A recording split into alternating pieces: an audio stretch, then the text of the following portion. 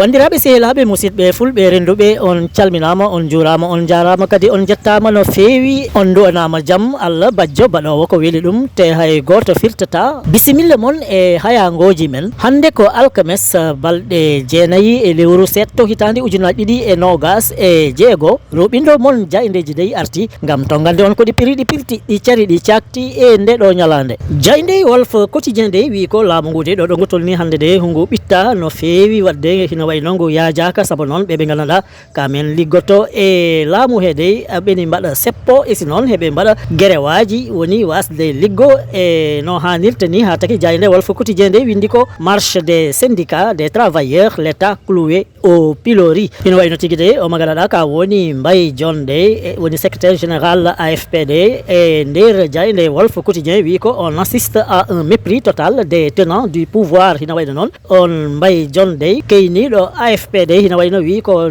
laamu ngu kam tintinani ɓandu mum noko e nder Sénégal de yimɓeɓe eɓe goni e tampere gurdam e si noon tampere codgol e jeygol e ko wayi noon ha taki noon laamu ngu dal ko deƴƴere waddi hen e wiide jayde wolf quotidien jayde en relief de arti e conseil des ministres o baɗɗo e o alarba jawtuɗo woni hanki de hina wayno e on ɗon batu jagorɓe lesdi Sénégal de hina wayno ko heewi hen miijama gam waɗe eɓɓoji ɗi ganduɗa de siɗi jekkitama tigui tigui de gabbinat Sénégal yesso ɗum noon ko wahlidde e fewtinde no yahanirte ni ɗum noon taki ko fayi e laabi jajɗi biyeteɗi autoroute e si noon kala ko fayi e jahagol e gartugol woni transport ENA woni école nationale d'administration de école mo ganduɗa kambo tigui tigui heblata ɓe liggotoɓe e nder administration de e secteur informel woni ɓe yeyatɓe e liggotoɓe fitram golle ɗe woni secteur informel kamen foof de hina wayno e on ɗon batu jagorɓe lesdi Sénégal de keyniɗo lesdi ndi arti e on ɗon alhaali no hannirta ni ha taki jayde en relief windi ko conseil des ministres réforme structurelle et accélération des politiques publiques autoroute transport ENA secteur informel le cap des grandes transformations fixées hina wayno tigui tigui de o mo ganduɗa ka woni Bassirou Diomaye Diakhar Faye jurɓori gam tigui liggeyaji ɗi jawne ha janggo jaam siɗi kantima tawa noon Sénégal homɓe hen wawi dañ wune e wiide jayde en relief jayde le parlement kam arti ko e o gomu mo ganduɗa de kambo foti tigui aynu ren e ko yowti e jayde yankagal de woni CNRM hina wayno tigui de jayde windi ko loi portant conseil national de régulation des médias CNRM le conseil constitutionnel censure hina wayno de suudu ɓurdu taw e cuuɗi ñawirɗi de woni conseil constitutionnel de jaaɓi mbiɗen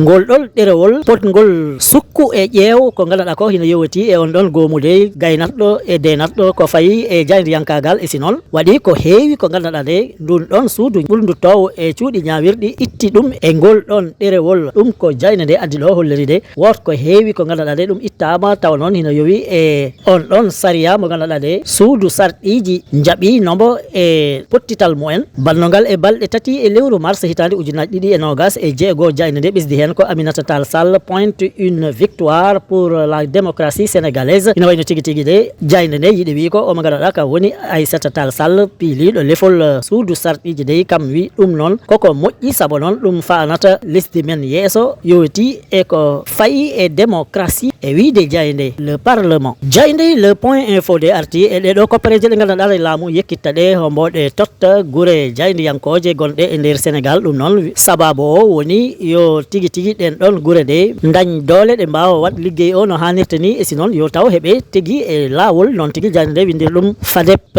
2025 une réforme axée sur la transparence et la valorisation des acteurs conformes hina wayno tigui tigui de e on ɗon fonds d'appui et de développement de la presse 2025 woni ɗen ɗon koppareje ɗe ganduɗa ɗe ne joweti e wallude guure jayde yankoje hitande ujunaji ɗiɗi e nogas e joyi de ko laɓɓinde e wadde ko leeri de taki ɗumen immo ɗum taki noon jayde nde ɓesdi hen ko yo guure ɗe mbaɗ feere ɗe ndewa lawol ɗe gona e lawol ha janggo e jaam koppareje garɗe ɗo kala ɓe mbawa hen hebno hannirta ni e wiide jayde le point info jayde le quotidien de wi ko situation économique le Sénégal carbure au gaz hina wayno de ko yowati e dañal e ɓamtare lesdi Sénégal de hombo yowati e gaz mo ganduɗa de hombo itte e nder lesdi Sénégal de ha taki ko ɓamtare mawde ɗum addani lesdi ndi e wiide jayde le quotidien ɓisdi hen ko les hydrocarbures à la base de l'excédent de la balance commerciale. Il contribue à la hausse du PIB 2025 hina wayno de kala ko wayno pétrole gaz e ko wayno de kam ɗum de ɓesdata dañal e ɓamtare e nder lesdi Sénégal ha taki noon hina wayno ko yeeyoyte ko e caggal lesdi ɓuuri heew e ko sodoyte ko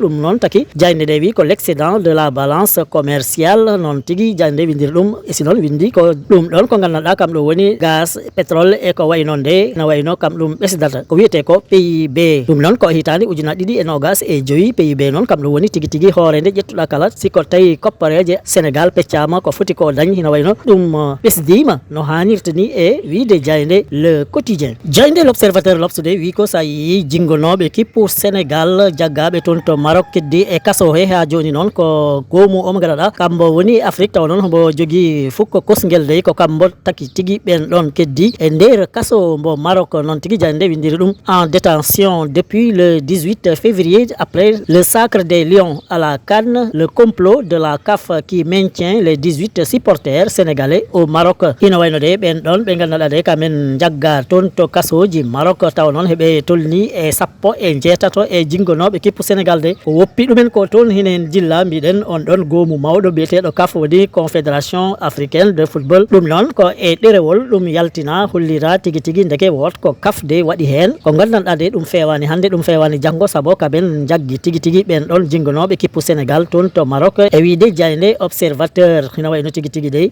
jayde nde holleri tigui omo ganduɗa e goto e ɓiɓɓe Maroc aynatnoɓe e renatnoɓe bowal fukko kosguel toon to Maroc woni stagie en de omo lappa ɓiɗɗo Sénégal ɗum noon ɗum holleri ko tigui kamen idi toñ ɓen ɗon ɓiɓɓe Maroc e si noon ɗum foof wayino ko hande Sénégal de kam ɓuuri hen tampu e ɓiɓɓe mum ɓuuri hen tampu e wiide jayde l'observateur jayde Rewmi quotidien sport plus de wi ko omo ganduɗa kam woni Aliou Cissé el tatnoɗo ɗo kippu Sénégal e jamanuji de immima toon to Libye de saabu hombo jooɗi ko tolnoto e lebbi kewɗi ɗi ganduɗa de yoɓa ka koppareje mum ɗin lebbi noon ɗi tolnima e lebbi jeetati noon tigui jayde Rewmi quotidien sport plus windiri ɗum équipe nationale de football de la Libye Aliou Cissé quitte les chevaliers de la Méditerranée. Il est resté 8 mois sans salaire e wiide jayde Rewmi quotidien sport plus ha joni ko yowti e coftal ɓalli jayde record windi ko C4 Crystal Palace Fiorentina à 19h0 ISO pour ridoyer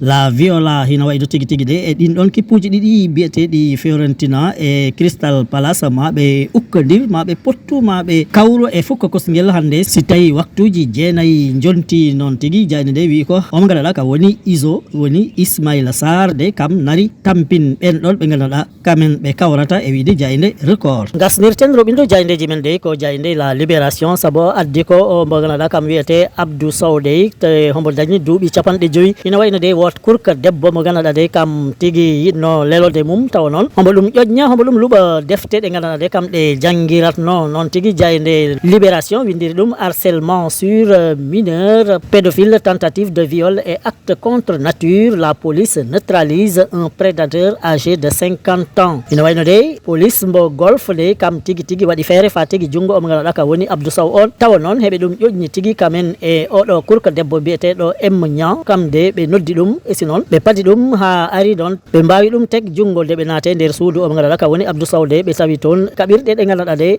kam ɗe yiɗno hutol gam leloda e omo ganduɗa ka woni M Niang kurka tokoso mo ganduɗa ko 3e waɗatno de élew e duuɗe gonɗe e nder Sénégal tawa noon on Abdou Sow de omo ƴettuno numéro mum e nder BRT he gam yidde ɗum ƴoƴñu wawa lelode mum e wiide jayde la libération bandiraɓe sehilaɓe ɗum wonɗo seeɗa e komin gaddanno on e ko jaydeji ɗi dawi ɗi bindi hande on jettama on jarama e kettogol mon ñimgol tabitgol on duwanama jaam e kisal yo jaam won fulnangue hirnangue rewa o worgo tottidiren aadi ha sanga goɗɗo so weeli Allah joom baɗe e bawɗe o